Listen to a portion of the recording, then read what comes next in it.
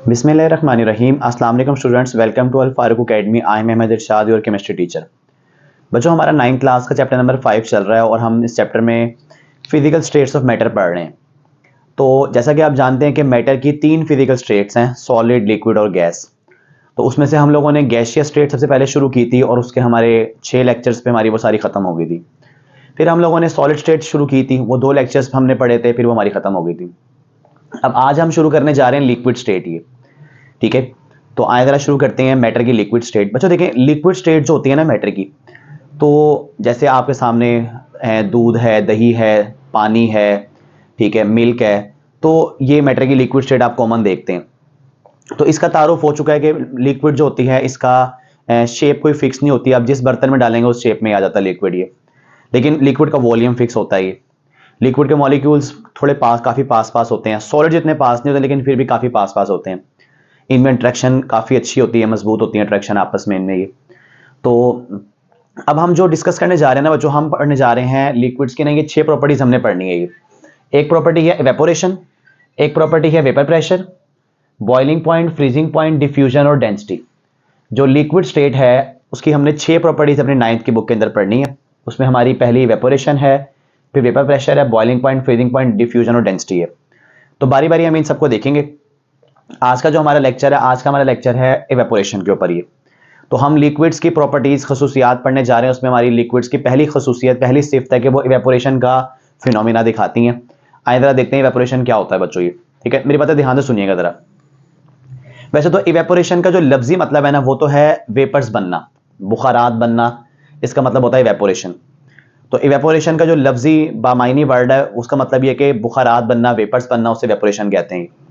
आइए जरा इवेपोरेशन किसे कहते हैं केमिस्ट्री के टर्म में। ये इधर एक अंदर बच्चों, ये ना मेरे पास एक कंटेनर है, इसमें ना मेरे पास ये लिक्विड के मॉलिक्यूल्स हैं। ये ठीक है, ये एक लिक्विड है, ठीक है, और ये जो आपको सर्कल नजर आ रहे हैं ये लिक्विड के मॉलिक्यूल्स हैं।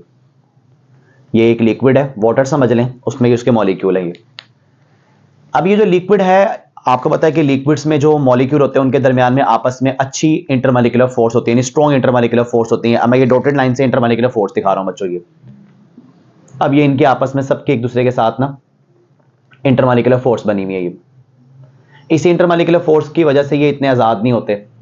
अब गैसेस में आप देखते हैं, गैसेस में मॉलिक्यूल बड़े दूर दूर होते हैं, आजाद होते हैं, खुले खुले होते हैं। यानी गैसेस में मॉलिक्यूल इस तरह, यानी कोई कहीं है, कोई कहीं है, कोई कहीं है, कोई कहीं है, कोई कहीं है। क्यों? क्योंकि उनमें आपस में इंटरमॉलिक्यूलर फोर्स नहीं होती या बहुत वीक होती हैं। लेकिन लिक्विड में ये सीन नहीं है। लिक्विड में ये पास पास होते हैं और काफी पास पास होने की उनकी वजह यह कि इनमें आपस में स्ट्रॉन्ग इंटरमॉलिक्यूलर फोर्स होती है। अच्छा, अब बच्चों देखें, इस तरह होता है कि ये जो लिक्विड है ना, ये जो आपको नजर आ रहे हैं, इसके अंदर मॉलिक्यूल्स हैं। क्या है बच्चों? ये उसके मॉलिक्यूल्स हैं। ये अच्छा, अब ये जो लिक्विड्स के मॉलिक्यूल है ना, ये आपके सामने जो सब सर्कल नजर आ रहे हैं, ये लिक्विड के मॉलिक्यूल्स हैं। ये बच्चों, मैटर की कोई भी स्टेट हो, वो सॉलिड हो, लिक्विड हो, गैस हो, वो कोई भी चीज जो अंदर पार्टिकल से, छोटे छोटे ज़रात से बनी होती है ना, वो ज़रात ना टिक के नहीं बैठते, वो हरकत में रहते हैं हर वक्त। ये अब आप सुनते रहते हैं कि जो गैसेस हैं, गैसेस, अब गैसेस के मॉलिक्यूल कोई इधर जा रहा है, कोई इधर, कोई इधर, कोई इधर, कोई इधर, बेतरतीब हरकत करते हैं। ये जो सॉलिड के जो पार्टिकल होते हैं वो अपनी पोजीशन पे हल्के हल्के वाइब्रेट करते हैं, अपनी जगह पे हल्के हल्के हिलते रहते हैं। इसी तरह लिक्विड्स के जो मॉलिक्यूल होते हैं ये भी हरकत करते रहते हैं बच्चों। ये इनमें भी मूवमेंट चलती रहती है। ये तो ये भी हरकत करते रहते हैं, वाइब्रेशनल, थोड़ा थोड़ा अट्रैक्शन तोड़ के फिर थोड़ा आजाद हो गए, फिर कहीं दोबारा बन गई, तो ये भी हरकत करते रहते हैं। अच्छा, अब होता बच्चों क्या है, सीन क्या है कि ये जो लिक्विड है, जो इसमें मॉलिक्यूल है ना, क्योंकि ये सारे हरकत करते रहते हैं, तो भाई इनके पास होती है काइनेटिक एनर्जी। क्या होती है बच्चों? Kinetic energy. देखिए, दुनिया में कोई भी चीज जो हरकत करती है, जो मूव करती है ना, तो वो हरकत कर रही है, तो इसका मतलब है कि उसके पास क्या है बच्चों? काइनेटिक एनर्जी है। अब मैं अगर चल रहा हूं, मैं मूव कर रहा हूं, इसमें मेरे पास काइनेटिक एनर्जी है। मैं अपने हाथ को हरकत कर रहा हूं, करवा रहा हूं, मेरे पास काइनेटिक एनर्जी है। तो कोई भी चीज जो मूव करती है उसके पास क्या होती है? होती है काइनेटिक एनर्जी। अब जो लिक्विड के जो मॉलिक्यूल होते हैं, क्योंकि ये भी हरकत में होते हैं, मोशन में होते हैं, मूव करते रहते हैं, तो इनके पास भी बच्चों क्या होती है? इनके पास भी काइनेटिक एनर्जी होती है। अच्छा, अब देखिए, काइनेटिक एनर्जी इन मॉलिक्यूल के पास जो होती है ना, इनमें से कुछ मॉलिक्यूल के पास बच्चों वो होती है हाई एनर्जी, कुछ के पास होती है हाई काइनेटिक एनर्जी, कुछ के पास होती है लो, और कुछ के पास होती है दरमियानी सी, मीडियम, ना बहुत हाई ना बहुत लो। 3 तरह के कैटेगरीज के मॉलिक्यूल बन जाते हैं। एक मॉलिक्यूल, कुछ मॉलिक्यूल ऐसे होते हैं जिनके पास हाई काइनेटिक एनर्जी होती है, कुछ के पास मीडियम एनर्जी होती है, कुछ के पास लो एनर्जी होती है ये। अच्छा, अब जिनके पास होती है ना हाई काइनेटिक एनर्जी, अब वो क्या करते हैं बच्चों, वो फर्स्ट के मैं थोड़ा सा हाईलाइट करता हूं जिनकी हाई काइनेटिक एनर्जी होती है। फर्स्ट करें इसके, मैं इसको शेड कर रहा हूं ना, ये इसकी काइनेटिक एनर्जी हाई है। सबकी नहीं होती बच्चों, सबकी एनर्जी हाई नहीं होती, कुछ की एनर्जी हाई होती है, कुछ की लो होती है, कुछ की दरमियानी सी होती है ये। अब जिस जिसकी मैं शेड कर रहा हूं उसकी फर्स्ट करें उसकी एनर्जी हाई है, इसकी भी हाई है, ठीक है। और इस वाले मॉलिक्यूल की एनर्जी हाई है, इस वाले मॉलिक्यूल की एनर्जी हाई है। अब जिन जिनको मैंने शेड किया फर्स्ट करें इन मॉलिक्यूल्स की एनर्जी हाई थी। अब ये मॉलिक्यूल्स क्या करते हैं बच्चों, क्योंकि इनके पास ज्यादा पावर होती है, ज्यादा एनर्जेटिक होते हैं ये वाले मॉलिक्यूल्स ना अपने जो साथ वाले मॉलिक्यूल्स है, जो उनकी अट्रैक्शन बनी होती है, इंटरमॉलिक्यूलर फोर्स बनी होती है, ये मॉलिक्यूल के दरमियान जो अट्रैक्शन होती है ना उसको हम कहते हैं इंटरमॉलिक्यूलर फोर्स। ये अब ये जो जिसको मैंने हाईलाइट किया है ये हाई एनर्जी वाला मॉलिक्यूल है। इसके साथ जो दाएं और बाएं के जो मॉलिक्यूल है, जो इससे इसकी अट्रैक्शंस बनी हुई है ना बच्चों, ये वाला मॉलिक्यूल क्योंकि हाई एनर्जी में है तो ये उन अट्रैक्शंस को तोड़ देगा। ये वाला मॉलिक्यूल उन अट्रैक्शंस को तोड़ देगा। क्यों तोड़ देगा, क्योंकि भाई पावरफुल है, भाई उसके पास एनर्जी है, उसके पास ताकत है, उसके पास पावर है, तो वो तोड़ देगा उसको। आपको पता है कि जो जिसके पास स्ट्रेंथ होती है वो चीज वो ब्रेक कर सकता है उसको ये। अब ये वाला मॉलिक्यूल क्या करता है, ये क्योंकि पावरफुल है, हाई एनर्जी में है ये, तो ये क्या करता है, ये अट्रैक्शन तोड़ देता है साथ वालों के साथ ये।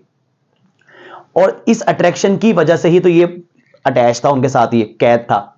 जब ये अट्रैक्शन टूटती है अब ये मॉलिक्यूल होता है आजाद, और ये मॉलिक्यूल ना बच्चों यहां से उड़ करना ऊपर चला जाता है, यहां पर आ जाता है ये मॉलिक्यूल। और अब ये मॉलिक्यूल हो गया आजाद, फ्री हो गया, इंडिपेंडेंट हो गया ये।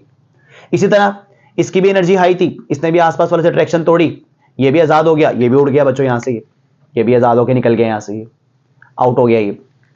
इसी तरह ये वाला मॉलिक्यूल, इसकी भी एनर्जी हाई थी, इसने भी अट्रैक्शन तोड़ी साथ वालों से, ये भी हाई ऊपर निकल गया, ये भी ऊपर आ गया, इस तरह करके। अब होता ही है कि जो जो मॉलिक्यूल लिक्विड में हाई एनर्जी वाले होते हैं और वो मॉलिक्यूल जो सरफेस के ऊपर होते हैं, ऊपर ऊपर होते हैं, वो मॉलिक्यूल क्या करते हैं, वो मॉलिक्यूल आसपास वाले मॉलिक्यूल से, अपने दोस्त मॉलिक्यूल से, अपने नेबरिंग मॉलिक्यूल से, पड़ोसी मॉलिक्यूल से अट्रैक्शन तोड़ते हैं और वो अट्रैक्शन तोड़ के बुखारात बन के उड़ जाते हैं। अब ये बुखारात बन के अब ये मॉलिक्यूल उड़ गया, आजाद हो गया ये। अब बच्चों देखिए बात ये कि जब ये आजाद हो गया ना, ये जो कि अब ये आजाद हो गई, ये बिल्कुल उस तरह आजाद है जिस तरह गैस आजाद होती है। जिस तरह गैस में मॉलिक्यूल दूर दूर होते हैं, अब इस तरह दूर दूर हो गई। जिस तरह गैस में आपस में अट्रैक्शन नहीं होती, इस तरह में आपस में अट्रैक्शन नहीं है, यानी ये बन गए गैस। ये क्या बन गए, ये बन गए गैस, ये गैस फॉर्म में आ गए।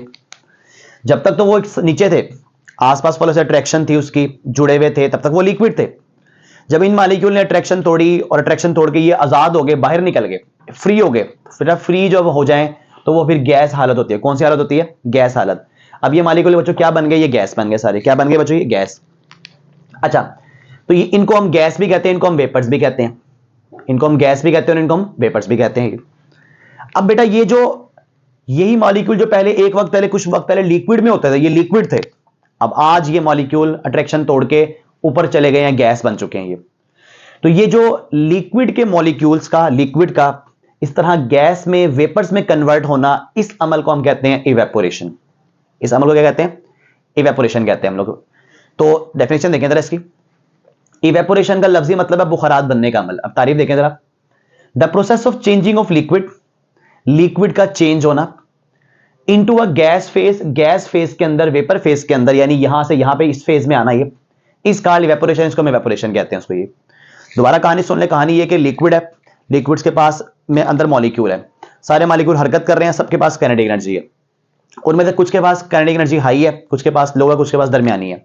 देखिए जिस तरह आप लोग क्लास में बैठते हो सारे, तो आपकी क्लास में माशाल्लाह कुछ बच्चे होते हैं बड़े टैलेंटेड, बड़े मेहनती होते हैं, वो स्ट्रगल करते हैं, वो हाई एनर्जी वाले मॉलिक्यूल होते हैं किस्म के वो, और वो एक वक्त बाद बड़ी यूनिवर्सिटी में बड़े अच्छी जगह पे एडमिशन भी ले जाते हैं। उसी क्लास में कुछ बच्चे बैठे तो दरमियाने होते हैं, ना बहुत लाइक होते हैं ना बहुत नलाइक होते हैं। उसी क्लास में कुछ बच्चे ऐसे जो बड़े नलाइक होते हैं, ना पढ़ने वाले होते हैं वो। तो इसी तरह मॉलिक्यूल की भी 3 कैटेगरीज बनी होती हैं, हाई, लो, एवरेज वाली। अब जो इनमें हाई एनर्जी वाले मॉलिक्यूल होते हैं वो आसपास वाले मॉलिक्यूल से अट्रैक्शन तोड़ते हैं बच्चों, और अट्रैक्शन तोड़ के वो आजाद हो जाते हैं, बाहर निकल जाते हैं वो। तो जब वो अट्रैक्शन तोड़ के आजाद होते हैं, बाहर निकलते हैं, मतलब वो गैस बन जाते हैं ये। तो ये लिक्विड का इस तरह गैस बनना, इसको हम लोग क्या कहते हैं, इवेपोरेशन। इस कॉल्ड इवेपोरेशन, इसको हम इवेपोरेशन कहते हैं बच्चों ये। ठीक है, याद रखिए, आसान तारीफ है। The process of changing of liquid into gas phase is called evaporation. Next line बच्चों। बच्चों ये जो इवेपोरेशन का टॉपिक है ना, ये 2 लिहाज से इंपॉर्टेंट है। एक तो आपने जब इस चैप्टर पढ़ा ना, इस चैप्टर के जो सबसे अहम लॉन्ग क्वेश्चन है ना, वो है बॉयल्स लॉ और चार्ल्स लॉ। ये इनकी टक्कर में तो कोई लॉन्ग क्वेश्चन नहीं है। अगर आप मुझसे पूछते हैं कि सर अगर इन दो में से लॉन्ग नहीं आता तो फिर कौन सा आता है, तो बच्चों याद रखिएगा कि इस चैप्टर में से बॉयल्स लॉ और चार्ल्स लॉ के बाद जो सबसे इंपॉर्टेंट लॉन्ग क्वेश्चन है वो ये इवेपोरेशन का लॉन्ग क्वेश्चन है। और कई साल ऐसा हुआ कि लाहौर बोर्ड के अंदर Boyle's law Charles law, Boyle's law Charles law, Boyle's law Charles law long में आते थे। फिर बोर्ड ने इस रीत को तोड़ा और एक साल उसने ऐसा किया कि उसने बॉयल्स लॉ चार्ल्स लॉ को नहीं दिया, उसने जो है बल्कि उसकी जगह पे इवेपोरेशन को दिया उसने।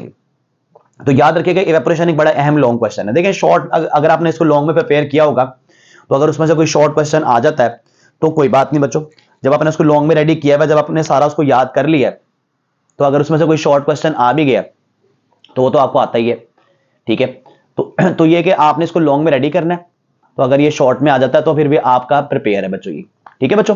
तो आए जरा डेफिनेशन होगी हमारी कि लिक्विड का वेपर में गैस में चेंज होना, इसको हम क्या कहते हैं, इवेपोरेशन कहते हैं बच्चों ये। नेक्स्ट लाइन बच्चों कहता है it is the reverse of condensation. अच्छा बच्चों, एक अगर ये जो वेपर बने हैं, इन वेपर्स को मैं पकड़ लूं और मैं इनको दोबारा से पास लाऊं, ठंडा इनकी एनर्जी कम करूं, इनको वापस पास लाऊं, इनमें अट्रैक्शन बना दूं, तो ये दोबारा लिक्विड में आ जाएंगे ये। तो याद रखना आपने कि वेपर्स का वापस लिक्विड में आना, वेपर्स का ये जो वेपर्स हैं इसका लिक्विड में आना, इसको हम बोलते हैं कंडेंसेशन। क्या बोलते हैं बच्चों इसको हम लोग? इसको हम बोलते हैं कंडेंसेशन। क्या बोलते हैं इसको हम लोग? इसको हम बोलते हैं कंडेंसेशन। कहते हैं it is the reverse of condensation. जो इवेपोरेशन होता है वो कंडेंसेशन का उल्ट होता है, रिवर्स कहते हैं उलट, जाहिर बात है। इवेपोरेशन है लिक्विड का वेपर्स बनना, कंडेंसेशन है वेपर्स का वापस लिक्विड बनना, तो ये दोनों से उल्ट होते हैं ये। नेक्स्ट लाइन बच्चों इवेपोरेशन जो होता है ना, इवेपोरेशन बच्चों, इवेपोरेशन एक एंडोथर्मिक प्रोसेस होता है। एंडोथर्मिक प्रोसेस उसको बोलते हैं जिस प्रोसेस में हीट एब्जॉर्ब हो, जिस प्रोसेस में हीट इस्तेमाल हो, हीट जज़ब हो जिसके अंदर ही। अब देखें ये जो मैंने आपसे शुरू में बात करी कि बेटा इसके अंदर कुछ मॉलिक्यूल हाई एनर्जी वाले हैं। अब सवाल ये उठता है कि इनकी जो कुछ हाई एनर्जी वाले हैं उनके पास एनर्जी कहां से आई? बेटा उनके पास एनर्जी कोई अपनी जाती एनर्जी नहीं है उनकी, उन्होंने वो एनर्जी आसपास से, सराउंडिंग से, अपने इर्द गिर्द से उन्होंने एनर्जी ली है।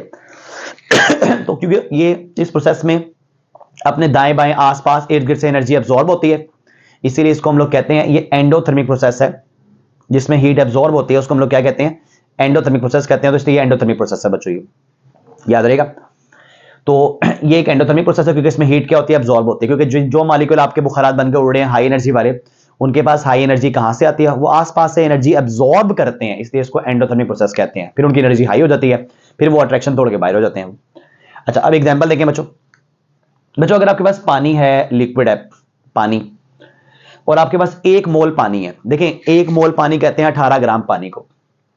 अगर आपके पास 18 ग्राम पानी है ना, तो वो 1 मोल पानी है, 1 मोल वाटर है।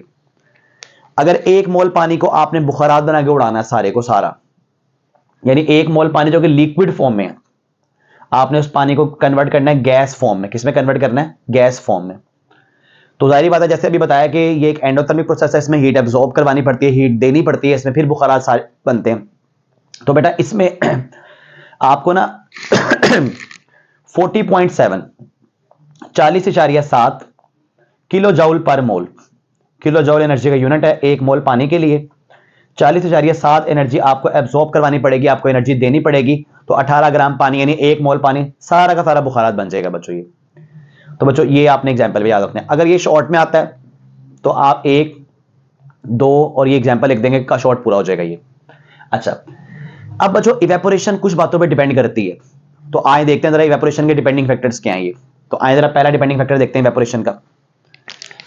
बोर्ड में जो लॉन्ग आता है ना वो इसी तरह आता है कि define evaporation, explain it's depending factors. तो इवेपोरेशन को हमने डिफाइन कर लिया, आए इसके हम डिपेंडिंग फैक्टर्स देखते हैं ये। बच्चों इवेपोरेशन के ना 3 डिपेंडिंग फैक्टर्स हैं, 3 बातों पे इवेपोरेशन डिपेंड करती है। उसमें नंबर 1 है सरफेस एरिया। क्या है? Surface area. सरफेस एरिया कहते हैं कि जिस बर्तन से लिक्विड बुखारात बन के उड़ रहा है, जो उसका एरिया होता है, जो उसका मुंह होता है, सर ये है ना, ये यहां से लेके यहां तक, ये जगह सारी यहां से लेके यहां तक जो ये सारा एरिया बनता है, ये सारा सरफेस एरिया ये। तो अब वो ये कहता है कि बच्चों आप देखें, आपने खुद मुझे बताना है, मैं आपके सामने डायग्राम बनाता हूं, आपने खुद बताना है कि सर किस में इवेपोरेशन ज्यादा होगी।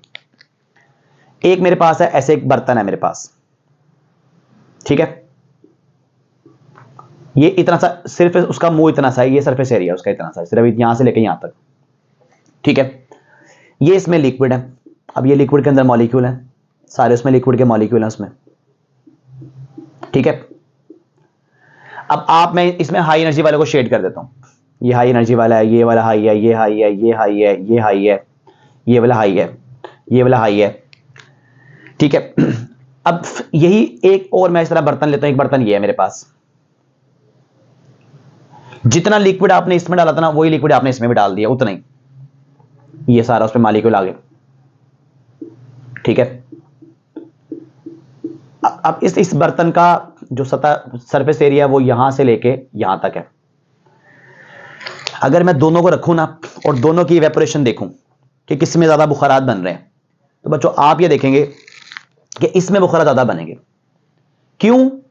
देखिए उधर क्या है, जिसकी एनर्जी हाई है बस उड़ जाए वहां से, कोई मसला ही नहीं, उसको टेंशन ही कोई नहीं, सरफेस के ऊपर इतना बड़ा एरिया निकलने के लिए, यहां से निकल जाए, नहीं तो यहां से निकल जाए, यहां से निकल, इसे भी निकल जाए वो। अब इधर मसला क्या है, इधर देखें आप, अब एक ये नीचे वाला मॉलिक्यूल है, इसकी एनर्जी हाई है, अब ये ऊपर तक पहुंचे कैसे? अब इसकी एनर्जी हाई है, कैसे पहुंचेगा ऊपर ये? अब निकलने की जगह सिर्फ इतनी सी है, तो आप ये देखेंगे कि बुखारात यहां पे ज्यादा बनेंगे, यहां पे कम बनेंगे। तो इसका मतलब ये हुआ, जितना सरफेस एरिया, जितना आपके बर्तन का मुंह खुला होगा ना, उतने ज्यादा बुखारात उसमें से निकल पाएंगे, ठीक है। और जितना आपके सरफेस का, आपके बर्तन का मुंह तंग होगा, ठीक है, जितना आपके सरफेस, आपके जो है बर्तन का मुंह तंग होगा, तो उसमें से बुखारात उतने कम निकलेंगे, उतनी इवेपोरेशन कम होगी। तो यानी कहता है evaporation is a surface phenomena, evaporation एक ऐसा अमल है, फिनोमिना कहता है कुदरती अमल को, ये ऐसा कुदरती अमल है जो सरफेस एरिया पे डिपेंड करता है, यानी सरफेस एरिया को चेंज करने से इवेपोरेशन को फर्क पड़ता है। कहता है ग्रेटर द सरफेस एरिया, जितना सरफेस एरिया ज्यादा होता है, जितना मुंह ज्यादा खुला होगा बर्तन का, जितना वो ज्यादा फैला हुआ होगा, greater will be the evaporation, उतने बुखारात जल्दी बन पाएंगे, इजीली निकल पाएंगे वहां से ये। और जितना सरफेस एरिया कम होगा, मुंह बंद होगा उसका, ठीक है, तो उतना उसमें बुखारात कम निकलेंगे। आप इसकी मिसाल इस तरह देख सकते हैं, आप एक बोतल होती है ना पानी की, जो आप आम 1.5 लीटर बोतल इस्तेमाल करते हैं, बोतलों वगैरह वाली, पानी भर के उसका मुंह इतना सा होता है, सिर्फ ढक्कन खोल के ऊपर रख दें उसको, और एक उसी 1.5 लीटर पानी को आप किसी परात में, खुले बर्तन में ऊपर रख दें, आप ये देखेंगे कि जिसमें खुला बर्तन रखा था ना, उसमें पानी जल्दी बुखारात बन रहा होगा, क्योंकि उसमें मॉलिक्यूल बनते उड़ जाते हैं, कोई चक्कर ही कोई नहीं।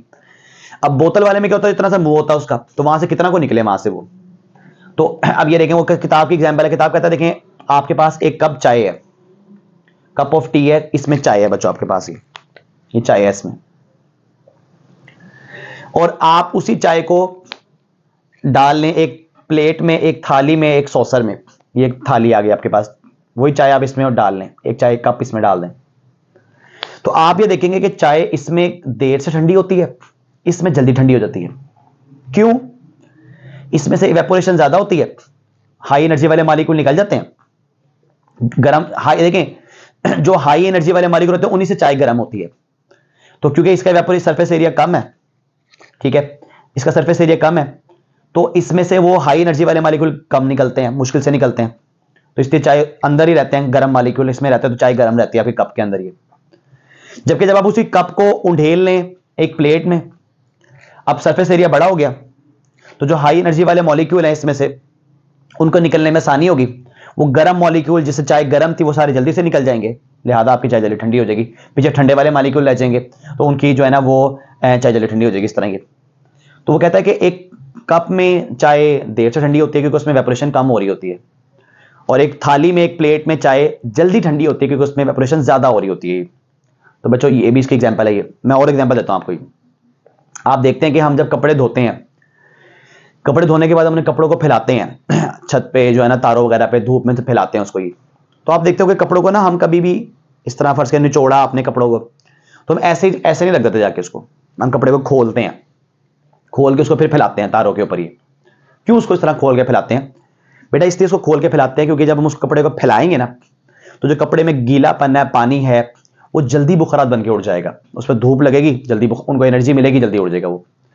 अगर आप उसी को, एक कपड़े को बंद करके इस तरह गुचर मुचर करके उसको रख दें धूप में, वो देर से खुश्क होगा। और उसी कपड़े को आप फैला के रखें जल्दी, क्योंकि सरफेस एरिया बढ़ेगा, इवेपोरेशन बढ़ेगी, जल्दी पानी उड़ जाएगा और जल्दी खुश्क हो जाएगा उसमें से ये। तो हमने ये सीखा कि जितनी इवेपोरेशन, जितना सरफेस एरिया बड़ा होता है उतनी इवेपोरेशन क्या होती है, ज्यादा होती है बच्चों की, याद रहेगी बात ये। अगला डिपेंडिंग फैक्टर बच्चों, अगला डिपेंडिंग फैक्टर पहले ये वाला देख लें, थर्ड वाला देख लें। थर्ड है इंटरमॉलिक्यूलर फोर्स। आपको पता है मॉलिक्यूल में जो अट्रैक्शन होती है उसको हम कहते हैं इंटरमॉलिक्यूलर फोर्स। ये बच्चों इसका भी इवेपोरेशन से बड़ा ताल्लुक है। देखें किस तरह ताल्लुक है। देखिए एक आपके पास लिक्विड है, पानी है, एक तरफ अल्कोहल है।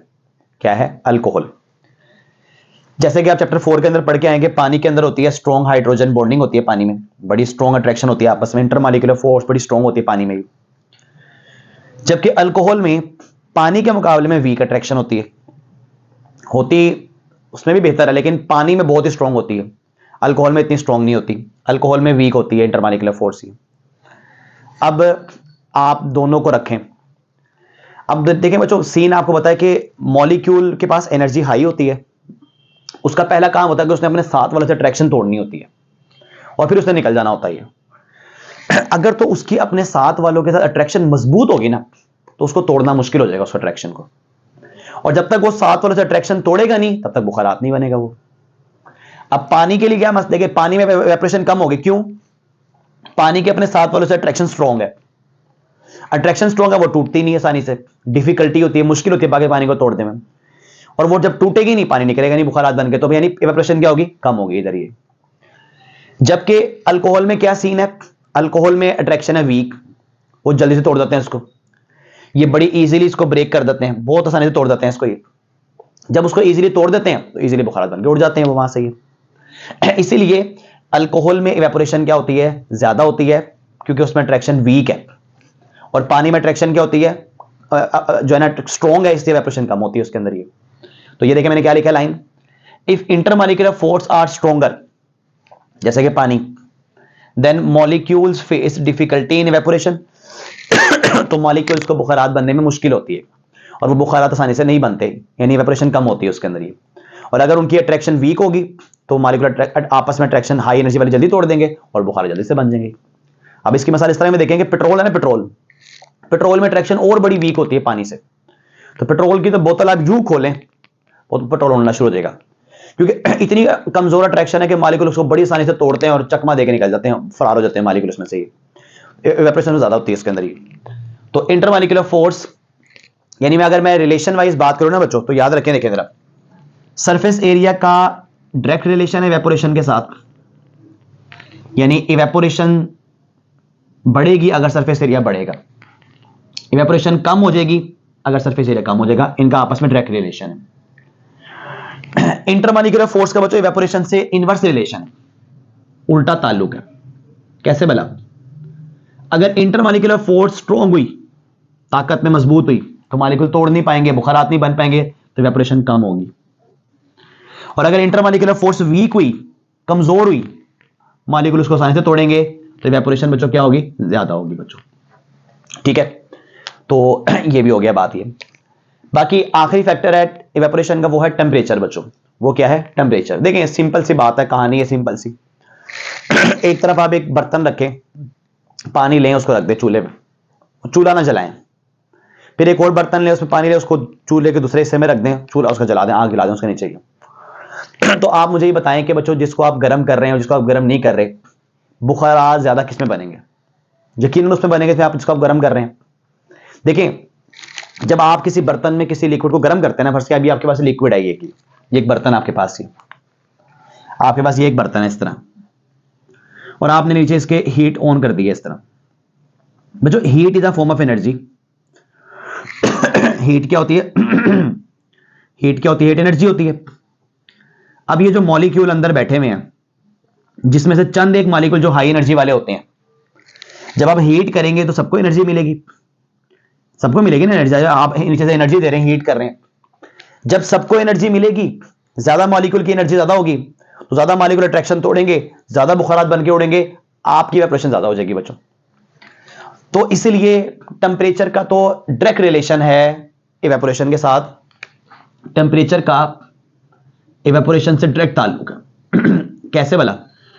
जब आप टेम्परेचर बढ़ाते हैं, असल में आप मॉलिक्यूल्स को एनर्जी देते हैं, उनकी काइनेटिक एनर्जी बढ़ती है उनकी, ठीक है। जब उनकी एनर्जी बढ़ती है, उनके पास ताकत आती है, तो फिर वो इंटरमॉलिक्यूलर फोर्स को ओवरकम कर देते हैं, तोड़ देते हैं, ब्रेक कर देते हैं। और जब वो इंटरमॉलिक्यूलर फोर्स को तोड़ेंगे, फिर वो बुखारात बनकर उड़ जाएंगे, तो इवेपोरेशन ज्यादा होगी। तो जितना आप गर्म करेंगे उतना मॉलिक्यूल को ताकत देंगे ना। अब आप जो ये जब आप गर्म करते हैं, जो हाई वाले हैं वो तो चले अट्रैक्शन तोड़ ही देंगे। जब आप गर्म करेंगे, जो मीडियम वाले थे वो हाई पे चले जाएंगे, उनकी भी एनर्जी बढ़ जाएगी, वो भी अट्रैक्शन तोड़ेंगे, बुखारात और ज्यादा बनेंगे आपके इसमें ये। तो जब आप किसी लिक्विड को गर्म करते हैं तो आप मॉलिक्यूल्स को काइनेटिक एनर्जी देते हैं। जब उनको एनर्जी मिलती है तो वो आपस के अट्रैक्शन तोड़ते हैं और बुखारात ज्यादा बनते हैं उसमें ये। तो इसलिए हीट करेंगे ज्यादा बुखारात बनेंगे उसमें ये। कहता है कि इसकी मसाल आप देखनी है तो आप इस तरह देख लें। आप ना बच्चों एक गिलास में ठंडा यक पानी लें और एक गिलास में गर्म पानी लें। जिस तरह आजकल सर्दियां हैं, गीजर चलाएं, गर्म पानी निकालें उसमें से, वो लें। दोनों को छत पे जाके रख दें। एक में अपने कोल्ड वाटर रखा, एक में अपने हॉट वाटर गर्म पानी दिया। दोनों को बराबर भरा हुआ आपने, यहां तक ठंडा पानी है और उसके अंदर यहां तक गर्म पानी है, ठीक है। आप इनको रख के आए सुबह सुबह 8-9 बजे रख दें इनको धूप के अंदर, ठीक है। अब आप 12 बजे जाएं, आप जाएंगे, जब 12 बजे जाएंगे ना तो आप ये देखेंगे जो ठंडा पानी था ना उसका लेवल अगर यहां पर रखे गए थे तो वो यहां तक आ गया होगा, और जो गर्म पानी था ना उसका लेवल यहां तक आ गया होगा, उसका लेवल और कम हो गया होगा, यानी उसमें से ज्यादा बुखारात बन चुके होंगे। क्यों? जो गर्म पानी था उसमें जो मॉलिक्यूल थे उनके पास ज्यादा एनर्जी थी, उसमें हाई एनर्जी वाले मॉलिक्यूल ज्यादा थे उसके अंदर। ये जब उसमें हाई एनर्जी वाले मॉलिक्यूल ज्यादा थे तो वो निकल जा रहे थे जल्दी जल्दी करके, इसलिए पानी का लेवल कम होना शुरू हो गया उसके अंदर ये। जबकि जो ठंडा पानी था उसमें जो मॉलिक्यूल थे उनके पास एनर्जी कम थी। आपको मैंने बताया हुआ भी है कि असल में जो टेम्परेचर होता है ना, टेम्परेचर वो जो आपके मॉलिक्यूल के पास काइनेटिक, देखिए एक गिलास में ठंडा पानी, एक में गर्म पानी है। पानी तो पानी है, वो भी H2O, वो भी H2O है। बस फर्क ये होता है जो गर्म पानी होता है ना उसमें जो H2O होता है ना उनकी एनर्जी ज्यादा होती है, और जो ठंडा पानी होता है ना उसमें जो H2O होता है उनकी एनर्जी कम होती है। अब क्योंकि ठंडे पानी में जो H2O मॉलिक्यूल है उनकी एनर्जी कम है तो वो अट्रैक्शन नहीं तोड़ पा रहे, बुखारात नहीं बन पा रहे, वेपोरेशन ज्यादा नहीं हो रही, इसलिए उसका लेवल जल्द कम हुआ है। जो गर्म पानी है उसमें जो मॉलिक्यूल उनकी करने की ज्यादा है, वो ज्यादा अट्रैक्शन तोड़ रहे हैं, और ज्यादा अट्रैक्शन तोड़ के बेटा वो बुखारात बनी जा रहे हैं, इसलिए वो उसका लेवल जल्दी नीचे कम आ गया होता है उसमें। तो बहरहाल टेम्परेचर का डायरेक्ट रिलेशन है उसके साथ, काइनेटिक एनर्जी के साथ, और जब एनर्जी बढ़ती है तो वो अट्रैक्शन तोड़ते हैं, फिर बुखारात ज्यादा बनते हैं। तो टेम्परेचर का इवेपोरेशन का डायरेक्ट रिलेशन हो गया, जितना टेम्परेचर बढ़ाओगे उतना बुखारात ज्यादा बनेंगे उसमें, ठीक है बच्चों। तो बच्चों ये इसके 3 डिपेंडिंग फैक्टर थे। लॉन्ग हमारा पूरा हो गया, अब 1-2 बातें रह गई, एक शॉर्ट बड़ा इंपॉर्टेंट रहता है। अब ये आखिरी ये देखें जरा बच्चों, वो कहता है evaporation is a continuous process. देखिए इवेपोरेशन ऐसा नहीं होता कि अब एक मॉलिक्यूल उड़ गया बस आप रुक गई इवेपोरेशन, ऐसा नहीं होता। एक मॉलिक्यूल उड़ गया, थोड़ी देर बाद कोई एक और उड़ जाएगा, फिर थोड़ी देर बाद किसी को एनर्जी मिल गई आसपास सराउंडिंग से, उसने एक और वो हाई एनर्जी पे आ गया, वो उड़ जाएगा। तो कहता है evaporation is a continuous process, ये मुसलसल होता रहता है अमल ये, ठीक है। And occur at all temperature, और हर टेम्परेचर पे इवेपोरेशन होती है। देखिए बच्चों पानी ठंडा हो या गर्म हो या बहुत गर्म हो, इवेपोरेशन सब में होती है। वो अलग बात है कि ठंडे में हाई एनर्जी वाला मॉलिक्यूल कोई एक आधा होता है, कम होती है उसमें, और गर्म पानी में ज्यादा एनर्जी हाई एनर्जी वाले ज्यादा होते हैं, वो ज्यादा इवेपोरेशन होती है उसमें, और हाई और गर्म पानी में और ज्यादा होती है। लेकिन इवेपोरेशन होती सब जगह पे होती रहती है इवेपोरेशन ये, ठीक है। तो वो हर टेम्परेचर इवेपोरेशन होती है, ये एक मशहूर जुमला है इसके बारे में। अब बच्चों इवेपोरेशन का एक बड़ा ही अहम शॉर्ट क्वेश्चन है, बड़ा पेपर में पूछने वाला सवाल है आपसे ये, evaporation is a cooling process, give reason. Evaporation is a cooling process, give reason. बच्चों ये ना बोर्ड में बहुत देते हैं शॉर्ट क्वेश्चन के अंदर ये, यानी आप पास पेपर उठाएंगे तो आपको हर साल ही तकरीबन ये शॉर्ट बोर्ड में नजर आएगा ये। तो मैं आपको यानी ये कहूंगा कि लॉन्ग तो आपने तैयार करना ही करना है। आपको पता है कि बॉयल सा 4 साल के बाद ये अहम तरीन लॉन्ग क्वेश्चन है, ठीक है। और आपने इस शॉर्ट को खुसूसन याद करना है ये, ठीक है। जरा इस शॉर्ट क्वेश्चन को समझ लें, क्या शॉर्ट क्वेश्चन कहता है ये। देखिए ये शॉर्ट क्वेश्चन ये लिखा हुआ है कि इवेपोरेशन जब हो रही होती है ना उससे ठंडक पैदा होती है। क्या होती है? ठंडक पैदा होती है। तो आए जरा हम इसको जरा थोड़ा सा पहले एक्सप्लेन करते हैं, फिर मैं आपको इसकी डेली लाइफ से एग्जांपल्स दूंगा आपको इस चीज से, ठीक है बच्चों। आए जरा इधर देखें जरा ध्यान से, इवेपोरेशन से ठंडक कैसे पैदा होती है, कूलिंग कैसे पैदा होती है, मैं ये समझाने जा रहा हूं आपको ये। लेकिन ये आपके पास एक बर्तन है बच्चों, इस बर्तन में आपके पास एक लिक्विड, ये लिक्विड आप इसके अंदर ये, और ये लिक्विड के मॉलिक्यूल्स हैं ये लिक्विड के क्या है बच्चों? मॉलिक्यूल्स हैं ये लिक्विड के मॉलिक्यूल्स हैं ये। अब आपको पता है कि जो लिक्विड के मॉलिक्यूल्स होते हैं ना, उसमें हाई एनर्जी वाले भी होते हैं, लो वाले भी होते हैं। मैं हाई हाई वाले को जरा शेड कर रहा हूं बच्चों, जरा मैं बल्कि उनको ना हाई एनर्जी वाले को रेड कलर से बना रहा हूं।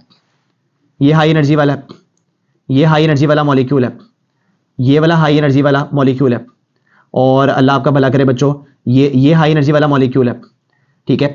और जो है ना ये वाला हाई एनर्जी वाला मॉलिक्यूल है, ठीक है। और जो है ना ये हाई एनर्जी वाला मॉलिक्यूल है। अब ये जो मैंने लाल लाल रंग से बनाया ना बच्चों, ये हाई एनर्जी वाले मॉलिक्यूल है, और जो ब्लू कलर से बनाए ये लो एनर्जी वाले मॉलिक्यूल है। अच्छा, अब होता बच्चों क्या है, होता ये है कि एक लिक्विड में ना दो हाई एनर्जी वाले मॉलिक्यूल भी हैं और लो एनर्जी वाले मॉलिक्यूल भी हैं। अच्छा, अब बच्चों इस तरह होता है कि जो जो ये होता है ना टेम्परेचर, बच्चों असल में टेम्परेचर होता है, टेम्परेचर ना जो आपके मॉलिक्यूल है ना, मॉलिक्यूल उनकी जो एवरेज काइनेटिक एनर्जी है, जो उनकी एनर्जी होती है, टेम्परेचर उसकी मेजरमेंट होती है असल में। मसलन मसाल क्या है, एक गिलास पानी है गर्म पानी का आपके पास, एक गिलास पानी ठंडे पानी का, वो भी H2 है, वो भी H2 है, सब कुछ सेम है उनका। सिर्फ फर्क क्या है, जो ठंडा पानी का मॉलिक्यूल है उसमें जो पानी के H2O के मॉलिक्यूल है ना, उनकी एनर्जी लो है, और जो गर्म पानी है ना, गर्म पानी है, उसमें वो भी H2O ही है, वो नई चीज नहीं है, बस उन H2O की एनर्जी क्या ज्यादा है, वो इसलिए वो गर्म है, इसलिए वो ठंडा है। वो समझ रहे हैं बच्चों बात? ये गर्म और ठंडे का बस ये लॉजिक है कि गर्म जो चीज होती है उसमें जो मॉलिक्यूल होते हैं उनकी एनर्जी हाई होती है, और जो ठंडी होती चीज उसमें उनकी एनर्जी लो होती है। अच्छा, अब देखिए इस तरह है, अब ये जो आपका लिक्विड है इसमें हाई और लो दोनों है। अब हाई और लो दोनों है तो उन दोनों की वजह से एक एवरेज टेम्परेचर है, मतलब हाई वालों की वजह से ना बहुत हाई है तो क्योंकि लो वाले भी तो हैं उसमें, और ना लो वाले की वजह से लो है क्योंकि उसमें हाई वाले भी हैं, तो इन दोनों की वजह से एक एवरेज टेम्परेचर मेंटेन है, यानी इसमें लो एवरेज एनर्जी इनकी मेंटेन है और एक टेम्परेचर मेंटेन है इसका, ये ठीक है। मतलब गर्म ठंडे दोनों तरह के मिक्स मॉलिक्यूल हैं इसके अंदर ये। अच्छा, अब होता क्या, आपको पता है कि जो ये हाई एनर्जी वाले मॉलिक्यूल होते हैं, क्योंकि ये हाई एनर्जी वाले मॉलिक्यूल है तो इन्होंने आसपास से अट्रैक्शन तोड़ देनी है, इंटरमॉलिक्यूलर फोर्स को ब्रेक कर देना है, और इन्होंने बुखारात बनकर उड़ जाना है, ठीक है। अब इधर देखें जरा बच्चों, वही किया इन्होंने अट्रैक्शन तोड़ी, ये लो जी, ये बुखारात बनके उड़ गया, ये भी बुखारात बनके उड़ गया, ये हाई एनर्जी वाला था बुखारात बनके उड़ गया, ये हाई एनर्जी वाला था बुखारात बनके उड़ गया, ये हाई एनर्जी वाला था बुखारात बनके उड़ गया, ये हाई एनर्जी वाला था बुखारात बनके उड़ गया। अच्छा, अब आपके इस लिक्विड में से, अब ये हमारा लिक्विड जो था, अब लिक्विड में से जो हाई एनर्जी वाले थे मॉलिक्यूल्स, हाई एनर्जी वाले वो निकल गए बच्चों, पीछे कौन से रह गए? पीछे रह गए लो एनर्जी वाले, पीछे कौन से रह गए? लो एनर्जी वाले मॉलिक्यूल्स रह गए। और मुझे जब ये बताएं, जब लो एनर्जी हो जाएगी तो टेम्परेचर भी क्या हो जाएगा? लो हो जाएगा। देखें ना, हाई एनर्जी देखें, वो समझे कि वो गर्म मॉलिक्यूल थे, उसमें वो गर्म मॉलिक्यूल निकल गए, पीछे कौन से रह गए? ठंडे मॉलिक्यूल, तो ठंडा हो जाएगा लिक्विड आपका। वो पहले तो वो जो गर्म वाले उसमें थे तो उससे वो थोड़ा गर्म था लिक्विड, जब वो गर्म वाले निकल गए पीछे कौन से रह गए? ठंडे वाले रह गए ना, तो आपका लिक्विड क्या हो गया? ठंडा हो गया। इसलिए तो कहते हैं इवेपोरेशन कॉज कूलिंग। तो स्टेप नंबर 1 मुझे देखें जरा, स्टेप नंबर 1 ये है, हाई वाले निकल गए, पीछे कौन से रह गए? लो एनर्जी वाले, तो लिहाजा आपके इस लिक्विड के अंदर क्या पैदा हो जाएगी? कूलिंग। क्या पैदा हो जाएगी? कूलिंग, ठंडक पैदा हो जाएगी आपके लिक्विड के अंदर ये, तो आपका लिक्विड क्या हो गया? ठंडा हो गया ये। अच्छा, एक तो कूलिंग इस स्टेज में भी है, एक स्टेप तो ये हो गया, एक स्टेप कूलिंग, लिक्विड ठंडा हो गया आपका ये। अब जब लिक्विड ठंडा हो गया, ठीक है, हाई एनर्जी वाले निकल के बाहर चले गए, लिक्विड हो गया ठंडा। अब एक बच्चों एक लफ्ज होता है उसको हम बोलते हैं कंपनसेट। कंपनसेट कहते हैं कमी को पूरा करना। मसलन किसी कोई बच्चा है, किसी का नुकसान हो गया, तो यार वो लोग दो बच्चे कहते हैं कि यार इस बेचारे का नुकसान हो गया, तो चलो हम इसको कंपनसेट कर देते हैं, यानी हम इसकी कुछ मदद कर देते हैं। अब देखिए होता यह है, अब हाई एनर्जी वाले मॉलिक्यूल निकल गए, पीछे कौन से रह गए? लो एनर्जी वाले मॉलिक्यूल। लो एनर्जी वाले मॉलिक्यूल का मतलब यह है ठंडे मॉलिक्यूल रह गए उसके अंदर, तो यानी ठंडक पैदा होगी इवेपोरेशन से। ये ना इवेपोरेट होते, ना बुखारात बन के जाते, ना पीछे ठंडे वाले मॉलिक्यूल रहते, ना ठंडक पैदा होती, तो इसलिए कहते हैं इवेपोरेशन कॉज कूलिंग। इवेपोरेशन ठंडक पैदा करती है ये। अच्छा, अब बच्चों देखें, ये लिक्विड क्या हो गया? आपका ठंडा हो गया। अब आपको पता है कि हर चीज अब कोई ना, देखें अब ये इसके जो बाहर जगह है ना, बाहर जगह, ये सारी जो जगह है यहां पर, इसको हम बोलते हैं सराउंडिंग। क्या बोलते हैं बच्चों? सराउंडिंग। सराउंडिंग क्या बोलते हैं इसको? सराउंडिंग। सराउंडिंग का मतलब होता है गिरदो नवाब। जैसे मैं यहां खड़ा हूं तो मेरे आसपास ये सारी चीजें सराउंडिंग है मेरे आसपास ये, तो ये इस लिक्विड के आसपास क्या सराउंडिंग है ये। अब ये लिक्विड क्या कहता है सराउंडिंग को कि जी मेरे हाई एनर्जी वाले मॉलिक्यूल चले गए और मेरे पास लो एनर्जी वाले मॉलिक्यूल रह गए, मैं ठंडा हो गया हूं। मुझे सर्दी लग रही है। अब सराउंडिंग जो होता है बाहर से, तो क्या होता है बाहर से ना हीट अंदर की तरफ आ जाती है बच्चों। यानी सराउंडिंग में आपके आसपास जो हीट होती है बाहर से हीट अंदर की तरफ आएगी। क्यों आएगी? क्योंकि अंदर यहां पे टेम्परेचर लो हो चुका है। हीट का रूल है वो हाई से लो फ्लो करती है। अब सराउंडिंग से हीट अंदर की तरफ आई, सराउंडिंग से हीट अंदर की तरफ आई, सराउंडिंग से हीट अंदर की तरफ आई, तो क्यों अंदर ठंडक थी ना, तो बाहर से हीट अंदर की तरफ खींचेगी। जब बेटा बाहर से सराउंडिंग से हीट अंदर की तरफ आएगी तो सराउंडिंग में क्या हो जाएगी? कूलिंग। सराउंडिंग में क्या हो जाएगी? कूलिंग। सराउंडिंग में क्या हो जाएगी? कूलिंग। तो ये कूलिंग नंबर 2 है। तो दो कूलिंग होगी बच्चों।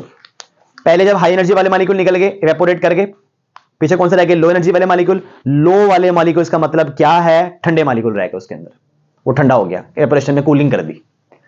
अब कूलिंग हुई है, अब वो लिक्विड क्या करता है? वो अपने आसपास से हीट लेता है, अपने आसपास से, अपने दाएं से, बाएं से, पीछे से हीट लेता है। जैसे वो अपने आसपास से हीट लेगा, जब बाहर की हीट अंदर आएगी तो बाहर क्या हो जाएगी? ठंड। हीट अंदर गई, वहां पे ठंड। हीट इधर अंदर आई, भाई यहां ठंड हो जाएगी। तो साइडों पे क्या होना शुरू हो जाएगी? ठंड होना शुरू हो जाएगी। इसलिए हम लोग कहते हैं evaporation cause cooling. Evaporation liquid में भी कूलिंग करती है और बाहर भी कूलिंग कर देती है उसमें ये। अच्छा, अब वो उसकी किताब में एक मिसाल देता है। वो कहता है कि देखिए बच्चों, अगर बच्चों मेरा ये हाथ है ना, ये मेरा पाम हाथ है, मैं इस पे एक कतरा अल्कोहल का डाल दूं, या अल्कोहल का कतरा डालूं। जैसे मैं अल्कोहल का कतरा डालूंगा ना, अल्कोहल मेरे हाथ पे गिरेगा बच्चों। मेरा देखिए ना, हमारा हाथ है ना, हमारा बॉडी का ना 37 डिग्री टेम्परेचर होता है। हमारा हाथ गर्म है, मेरा हाथ यानी गर्म है हाथ। अब वो अल्कोहल डालेंगे, अल्कोहल क्या करेगा? अल्कोहल का ड्रॉप मेरे हाथ में से ना, मेरे हाथ में जो हीट है उस हीट को लेके बुखारात बन के उड़ जाएगा। अब क्योंकि वो मेरे हाथ की हीट को लेके बुखारात बन के उड़ा है ना, तो इसलिए फिर मेरे हाथ में क्या महसूस होगी? मुझे ठंडक महसूस होगी। ठीक है ना, मेरा हाथ गर्म है इस टाइम, इस पे मैंने एक कतरा डाला अल्कोहल का, अल्कोहल मेरे हाथ पे आ गई, लिक्विड आ गया मेरे हाथ पे। अब अल्कोहल क्या करेगी?